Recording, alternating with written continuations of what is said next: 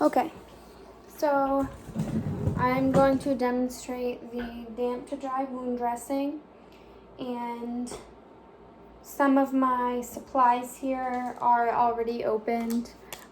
It's just because I was practicing, and those are the supplies that I had brought home to practice with.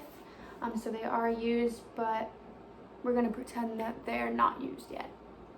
So the note prior has said that this wound is packed with one 4x4 gauze. So that is important to know so that I can make sure that I'm only taking one out. And then we will see what I need to pack it with from there. So before going into the patient room, I'm going to collect my supplies, which is going to be my wound kit. I have accounted for 2 extra packages of gauze and my wound measuring tool. I have a package of sterile gloves, and I have 3 to be safe. They're coming out. I have 3 packages of the sterile cotton tip applicators. So I have all of this with me, and there are clean gloves in the patient room. So I would enter. Good morning, Mr. Smith. How are you this morning? Good. My name is Avery. I will be your student nurse this morning. Hand hygiene while I'm speaking with him. I'm here this morning to take the dressing off your abdomen wound. We're going to take a look at it. I'm going to feel around. We'll measure it for you. I'm going to clean it up, and then we're going to place a brand new dressing on there, okay? All right. How are you feeling right now? Not so good. What's your pain level between a 0 and a 10? Okay, so if his pain was super high and his chart said that he had a lot of pain with a past wound dressing, we could check and see when the last time he got pain medications was, or if we need to medicate before we do this dressing.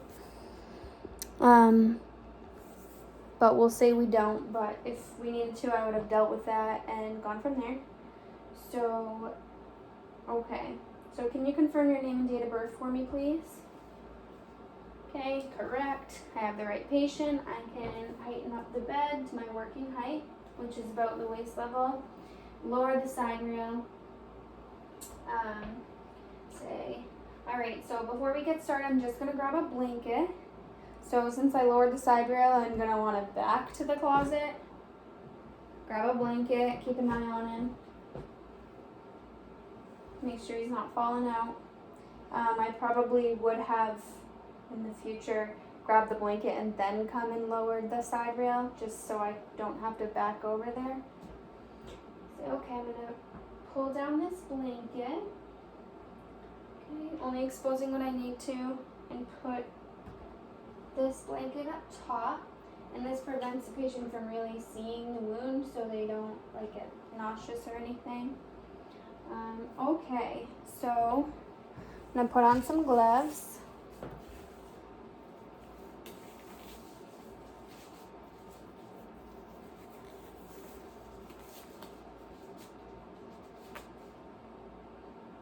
Okay, and I'm gonna take this off. I'm gonna go ahead and remove the dressing now, okay? All right, so I would remove the pad and be looking for any drainage, the color, the consistency, if there was an odor. I have my trash can here, so I'm gonna throw that away. And then I'm gonna take the gauze off. Same thing, all those characteristics, any drainage, consistency, color, odor, anything I may need to know. Okay, and now I can use my hands because it's sticking out enough that I can, or I can use a couple of cotton tip applicators to remove the gauze on the inside. So, okay, I'm going to go ahead and remove this gauze that you have packed in there. Okay. Remove that, and then I can lay out my wound measuring tool. I'll say, all right, Mr. Smith, while I have the wound exposed here, I'm gonna measure it, okay? All right, so cotton tip applicator, I'm gonna go ahead and do the length.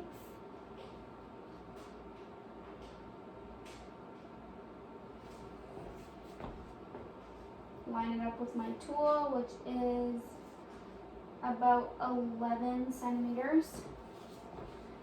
Okay, I'm gonna do the width, which is, which is about 2 centimeters. And then the depth, and this would be easier in real life because I would have chosen the gloves that actually fit me. Use the deepest part, and the bed would be higher, but I would bend down and make sure I'm even with the skin. Okay. And 2 centimeters. So the length is 11, width and depth are both 2 centimeters, so I can remember those numbers to document. Throw that away. So while I have you open here, I'm going to just feel around. Are you feeling any tenderness? Okay. So I'd be assessing for tenderness, and I would be looking for any characteristics to document. I could say that this wound is 80% granulation tissue and 20% yellow spot. And there's about a 1 centimeter pink ring around the edge of the wound. No tenderness is reported. There's, if there was any drainage, I would report the same characteristics from the gauze, how much of it, the color, consistency, the odor. Okay. So, I'm going to cover you up for a few minutes. I'm going to place 2 gauze on you. Right. And then I can remove my gloves, throw them away, hand hygiene, and realistically we'll probably have some type of something to document. So I would document the length, width, and depth. I would document all the drainage characteristics and tenderness, and if reported, the ring around, everything I had mentioned and observed on that wound itself. So I've documented now, and I can hand hygiene again if I've touched the computer and stuff. And now I'm gonna get ready to set up my sterile field, and I can pull this closer so you can see what's going on. Okay, so move my supplies to the side.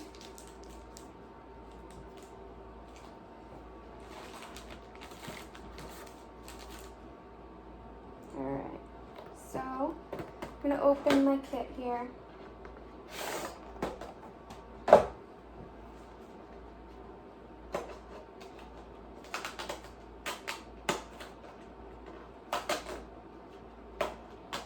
Open this up. Away from me. And then I can remove the biohazard bag. Will not be needing it. And then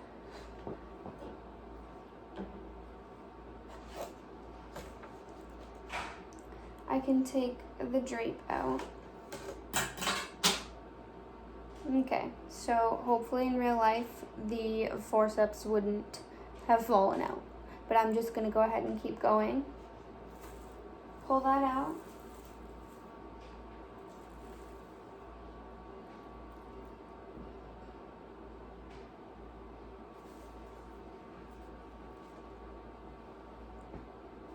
I'll go get those forceps.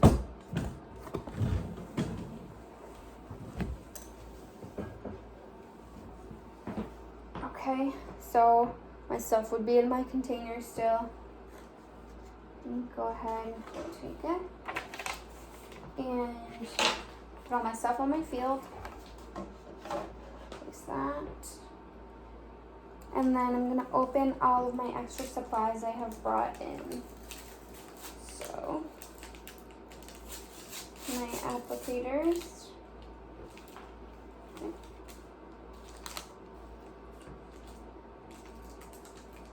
I have taped these shut prior, so it might be a little difficult to get open. That.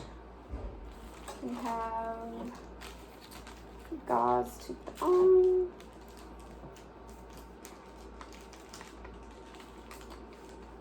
Okay. And then my normal saline I can dump into my container. Throw that away. Mr. Smith, is it all right with you if I use the end of your bed to apply my gloves? Thank you. So I'm going to move to the end of his bed. My sterile field still in sight. My back is not too. And I'm keeping an eye on him to make sure he's not falling out of bed. Putting my gloves up.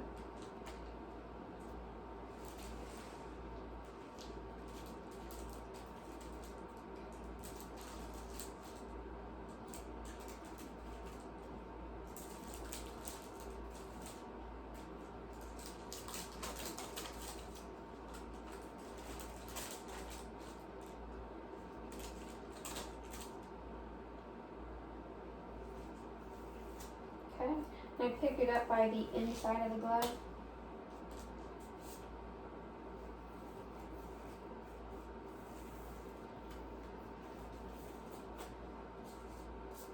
Okay, and I'll leave this here. I don't want to have a risk of contaminating them. So I have my sterile gloves on. I'm going to put my gauze in the saline. And these look already wet because they are. I was practicing before. So I'm gonna need one to pack it. I'm going to need 3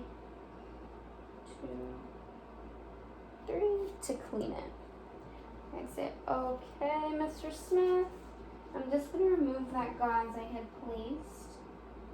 Okay. Throw that away with the cotton tips, and I can grab forceps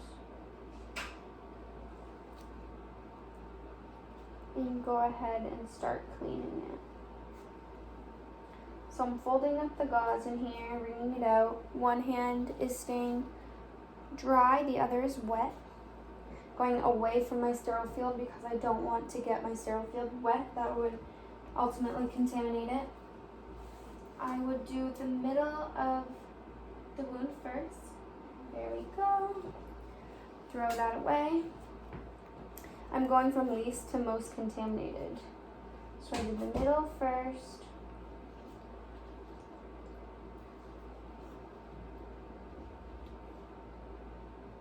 Okay. Away from the field. I'm going to do the inner edges of the wound, one side. Flip, do the other side. Okay, throw away.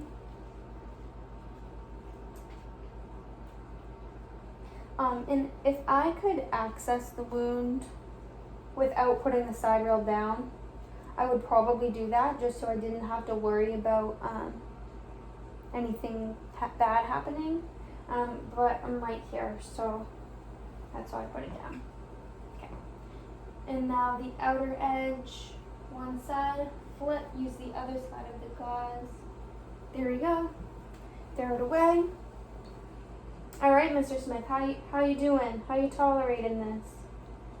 Pretty good? Good, we're almost done. You're doing great.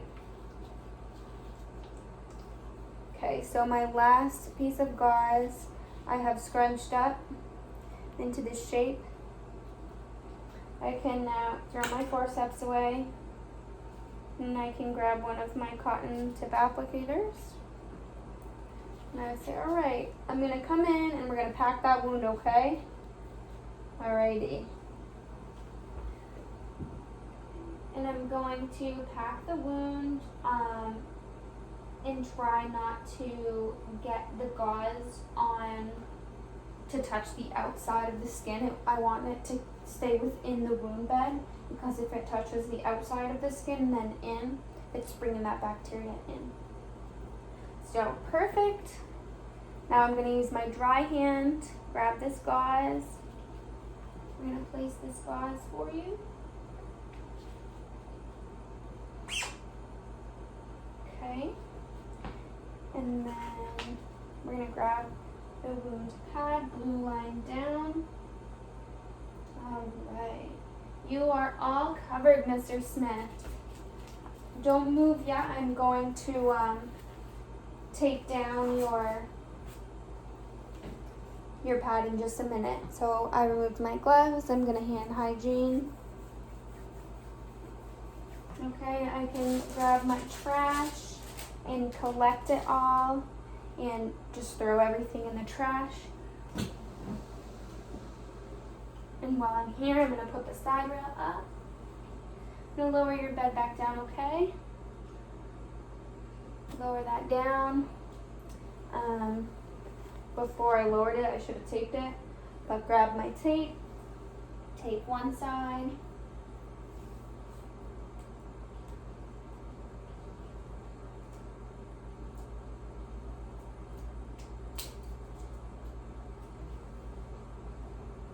Okay.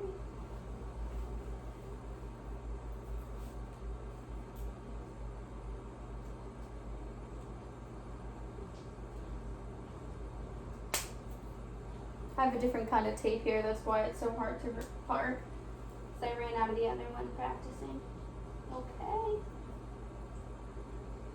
There we go. All right, how are you feeling? Are you comfortable?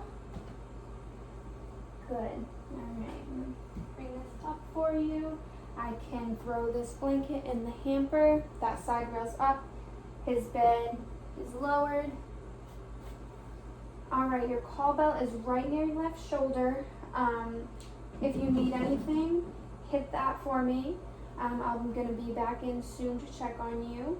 And if you are experiencing if you see any pus that's coming out of that, you shouldn't, because we just dressed it. But pus, if you see redness, swelling, if you have intense pain, or if you feel and see it swelling, please press that call bell and someone will be in right away. But like I said, you shouldn't be experiencing that before someone comes in to check on you. I will be back to check on you, okay? All right. Do you have any questions before I head out? All righty, well, you hang in there and we'll be back soon to check on you, okay? All right, have a good day. I would hand hygiene. I would then leave the room, and I can continue documenting if I need to how well he tolerated the procedure, if I gave any education about the signs and symptoms of infection, and yeah, if any pain meds were given. Yep. And then I would SN1, Avery Gagnon, CMCC.